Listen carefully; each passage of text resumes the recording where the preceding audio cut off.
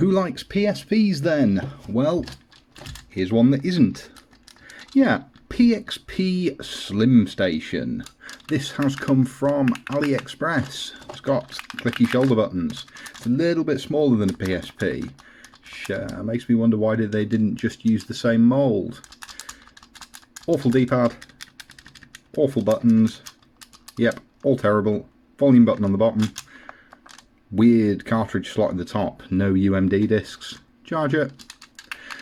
And there's a problem with this unit. Let me show you. Let's put it on. Okay, the screen is really good on it. It's by far the best screen I've used for a while. The buttons are absolutely appalling, to the point where they don't work properly. So, let's start Streets of Rage. There we go. Give it a moment. Now, these aren't in any way expandable other than through this cartridge slot. Now, I wasn't sent a cartridge with it, so we will see. Press start button. One player.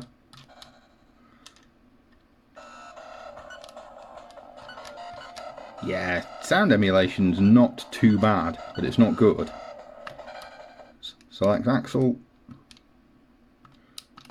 Skip. Yeah, every button requires pressing about 3 times to make it work properly. So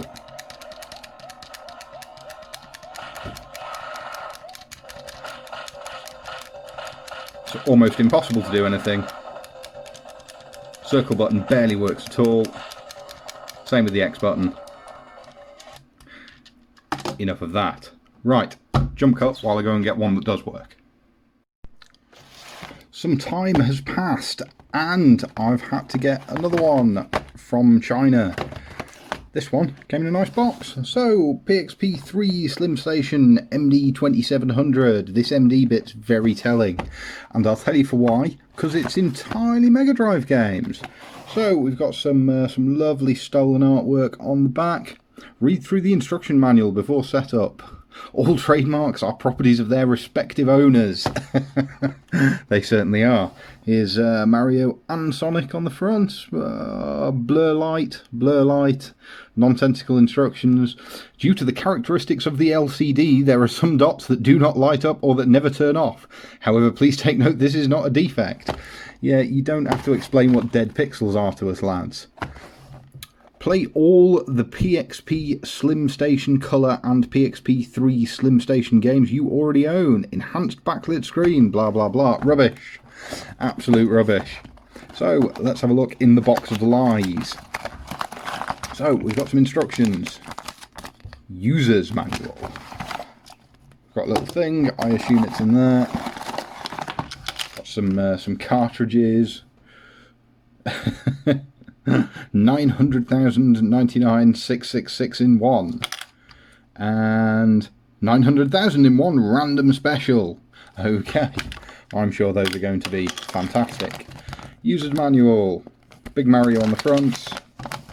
Thank you for purchasing Playing Vision Portable product, designed for many hours of game playing fun. The product is small and portable, so you can take it anywhere. Okay. I'm sure we can work out how to use it. So, this one's blue. Let's flick it on.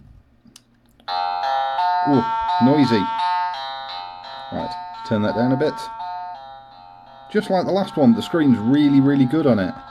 So, let's go Streets of Rage 3 again. Yeah, these all appear to be Mega Drive games. Doesn't appear to be any NES ROMs or, you know, anything suspect.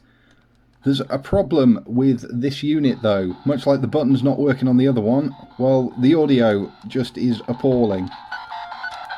So the audio emulation for some reason on this one is much worse than the last one with no buttons.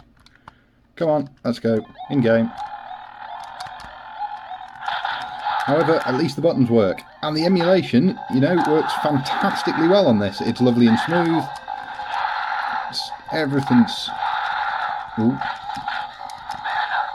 Sorry, I was distracted by Streets of Rage there. Yeah, so the emulation's lovely and smooth, everything works nicely. There is, however, not nearly 1 million games on this. Let's have a look at what have we got. Tekken Special, Cannon Fodder, Psycho Pinball, Echo the Dolphin, Cosmic Spin, Chucky. Yeah, so it looks like there's about 40 games on it. Oh, maybe a few more. Battletoads, 50 games. Golden Axe, Monopoly. Mario Hockey. I'm not convinced that is Mario Hockey, I'll be honest with you. It's okay.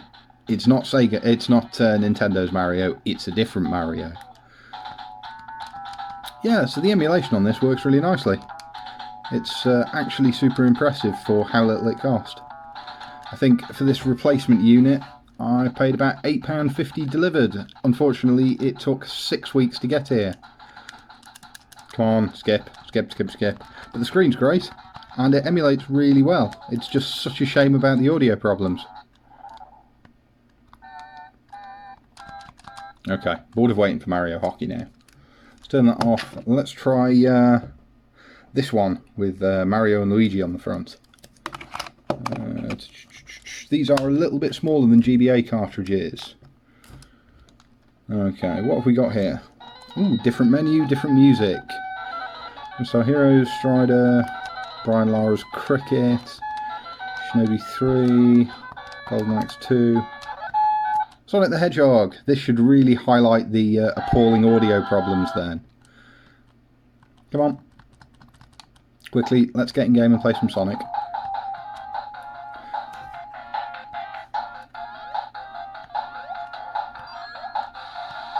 Yeah, I'm going to go ahead and assume that you can hear just how bad this audio is. If you know what Green Hill Zone is supposed to sound like. It's a shame because the game plays really smoothly. Everything works, buttons feel okay, D-pad feels okay. I mean, it's not anywhere near perfect, but...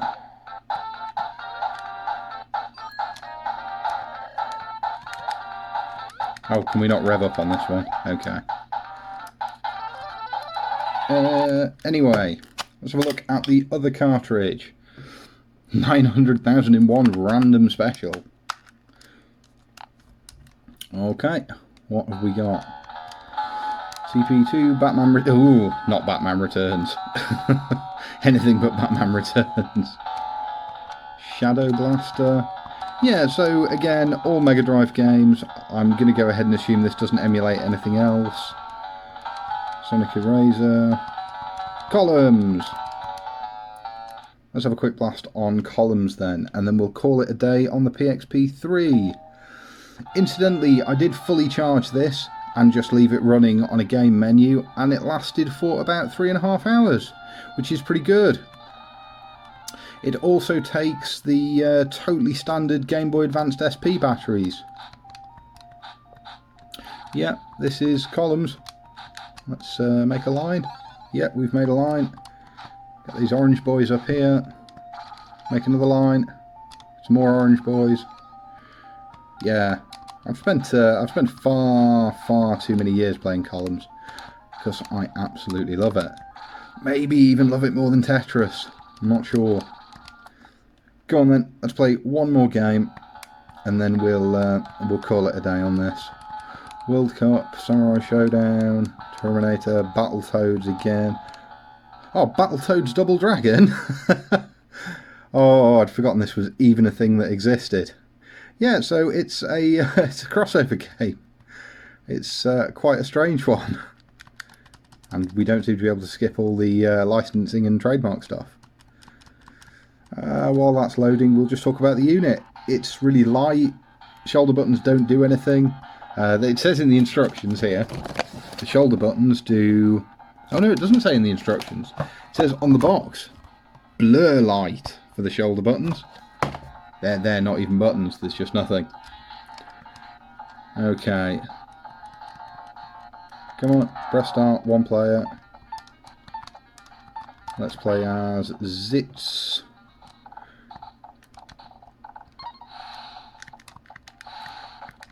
Ow.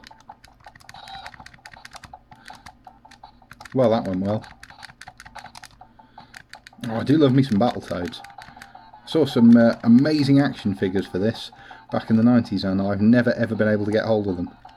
And Battletoads crossed with Double Dragon isn't a bad game, but we're not here for that. Yeah, so Emulation's lovely, the thing's really cheap, the box is full of lies, the instructions are in appalling Chinglish. You seem to get loads of games with it though, so that's about 120 games all in, I think. Maybe this cartridge has a few more. Yeah. Okay, so it looks like this cartridge has about 50 on it, this one has 40, and there's about 40 originals loaded onto the machine itself. So you don't get a bad choice. That's, you know, 120, 130 odd games. If you pull the back off, show you this Game Boy SP battery. It just says rechargeable battery, only for use with the Game Boy SP. Get about 3 hours out of that. It's all very not exciting. Now, the problem with this is, I know I said, well, it's a bit PSP-like. Well, it is. It feels almost exactly the same weight as a PSP. It feels a little bit smaller than one, perhaps because it doesn't have the analog stick that's there. And used PSP 1000s don't go for much more than this on eBay, and you can emulate just about anything on them, which is a real shame. This screen's fantastic though. I'm super impressed with this. I don't know whether they're trying to trade off maybe the old pop stations, or maybe they are going for the whole PSP thing with Pxp Slim Station.